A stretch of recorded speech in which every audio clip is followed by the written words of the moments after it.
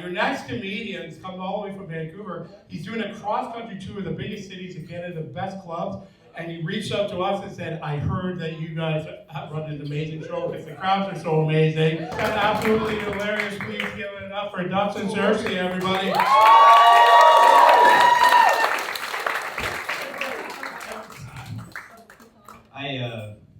I just needed the money. I'll be honest. No, I'm very excited to be here. Keep it going for Sandy, everybody. Yeah, I'm so excited to be here. I took the Flix bus from Toronto today. And after that trip, I understand why that man on the Greyhound did what he did all those years ago. I'm not saying what he did was right, but I'm saying I understand. I was next to a fucking 21-year-old that fucking had nodded off and was drooling out of his fucking... And I was just like, let that man out of that asylum. I don't know.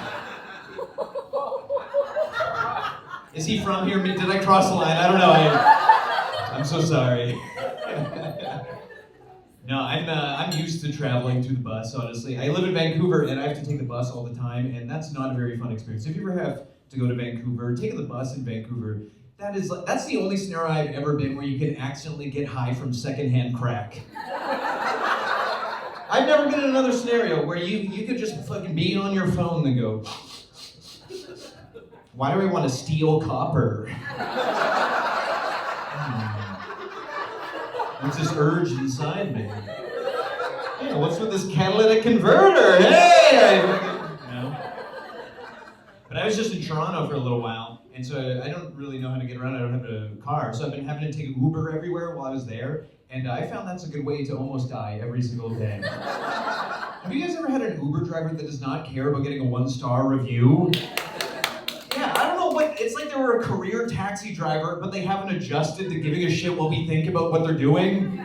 You know, have you ever had where they're like swerving through traffic, like blowing through stop signs, and you're like, dude, you're about to get 1 star. And he's like, I'm wanted for murder. See my name on my profile? That's not my real fucking name, you dumbass. And dude, I got this guy's Uber, and he was like, hey buddy, do you like house music? And I was like, oh, I'm actually more of a hip hop guy. And he's like, huh, and just plays house music anyways? That's rude. We haven't even left, you're starting at 3-star, you dipshit.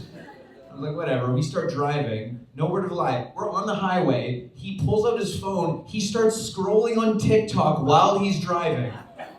Yeah, fully scrolling. And to be like, hey, could you put your phone away? I was like, what you watching there, buddy? And he showed me what he was watching. He didn't take it as like, oh, I'm so sorry. He did the thing where he shows you a video he thinks is funny and then watched me watch the video. What do you think? I think you're down to 2 stars, dude. So we keep driving, and eventually he puts his phone away, and he turns down the music, and we start chatting, and he's kind of a cool guy. You know, we're like chatting about life and love, and we're kind of connecting, and I think it's going to be an okay rest of the ride.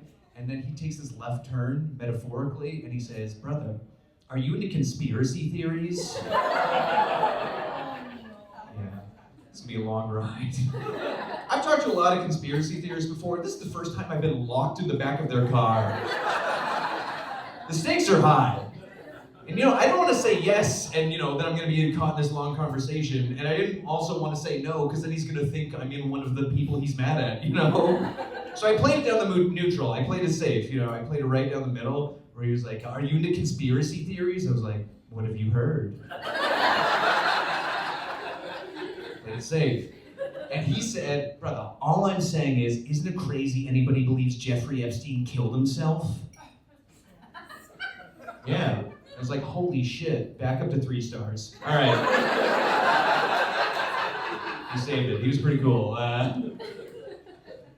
Paul was talking about being on your phone. It's hard to, you know, stay off your phone. Just me fucking touching it. I wanted to scroll a little bit. It's tough. You know what I like to do to take a break from scrolling my phone? Have you guys ever done this? This is like a little life hack to stay off of it. Have you ever been like on a train or next to somebody at a coffee shop and they're scrolling their Instagram, and instead of scrolling yours, you just watch them scroll theirs? You do a little algorithm eavesdropping, and doesn't that feel healthier to do for some reason? It feels better than being on your own phone. I don't know why. I think it's because you get the dopamine from their videos, but you also get to judge if they're a good person or not, and that feels good. Isn't that nice? You just see them scroll and you're like, interesting, what a piece of shit. Shared an Andrew Tate video, misogynistic motherfucker, you know? I was at the coffee shop today, and this guy pulled out his phone. He opened his Instagram app, 100% tits. All titties, just tits and ass, and he was holding his phone out here, and so I'm like, fucking tighten it up, dude. You know what your algorithm is. You know it's just gonna be fucking women to just fucking, be a little creepier, you know? Dude, none of you are ever gonna see what's on my fucking algorithm. When I am on my phone in public, I'm fucking like, I'm keeping it tight to the chest, you know, and I'm not watching anything weird or anything. I think I have a pretty normal algorithm, but every once in a while your algorithm will feed you have something weird to be like, what do you fucking think about that? You like that, you little freak, huh? You like that, don't you? Yeah, you want to see a Saudi prince pour milk all over a midget, huh? Are you sure you don't like it? You're still fucking watching, so now you're sharing it to 3 of your closest friends, so looks like I was onto something, you know? No, none of you are ever going to see what's on this phone is between me, Mark Zuckerberg, and God. That's it. You're never going to find out, dude. Actually, I was watching TikTok the other day, and I was watching these street interviews where they're asking people what their biggest regrets in life were. They were asking older people to give some wisdom. And they walked up to this guy randomly on the street and said, "Sir, now that you're part of the older generation, what is some advice you could pass down to the younger people?" That's what they said to him, now that you're part of the older generation. Dude, from the look on his face, that's how he found out he was in the older generation. That is the worst way to find out you're over the hill. Dude, that guy was minding his business, and then some TikToker's like, we're talking to people whose best days are clearly behind them. Here to say a few words, sir? Where did it go wrong for you? That's gotta hurt. Because nobody thinks of themselves as old, no matter what age you get. That's what I've learned. You know, no matter what age. I know a guy, mid-60s, says he still feels like he's 20 years old mentally. That's like, he still feels like he's 20 years old. And every day I tell him, Daryl, you are fucking delusional. Brother, you're on 2 types of heart medication. The other day I caught you flirting with an Instagram bot. It is over. That's how you know you're old. The first time you comment on an influencer's picture, hello, beautiful queen, you're an old man. Heck no. There's some things that everybody just starts to do when they get older. I don't know what it is. You know my favorite thing that all old people do is all old people love telling you where they bought their meat. Have you ever noticed that? Yeah. There's something about when an old person gets a good deal on some ham, they're gonna fucking let you know about it. Have you ever been eating dinner with your dad and you don't mention anything? You're like, yeah, this is a good burger. And he's like, you know where I got that from? Costco. She leans in like it's a secret, like, don't tell anybody, but they got good prosciutto. I'm not really, I don't call myself old. I'm 31, you know, but I am feeling the, you know, it catch up to me, you know.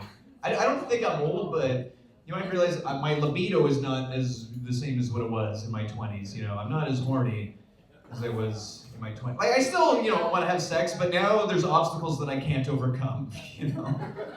My 30s. Like the other day, I had a Netflix and chill date, and my priority was finishing the movie. That's a sad moment as a man.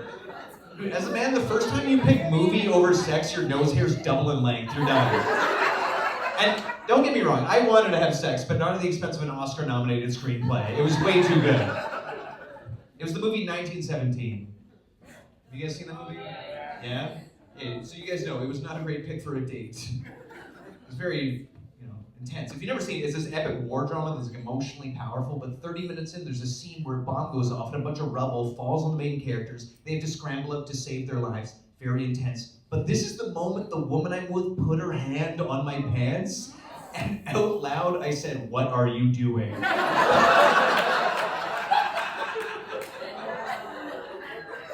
Those are veterans. I'm wearing a poppy. But at 19 years 19, dude, you know how horny you are at 19 years old? Dude, I'd make a move no matter what movie she could put on. At 19 years old, she could put on Schindler's List. You think that's stopping me at 19? The whole movie would be like, speaking of running a train, what if you and I chugga, huh?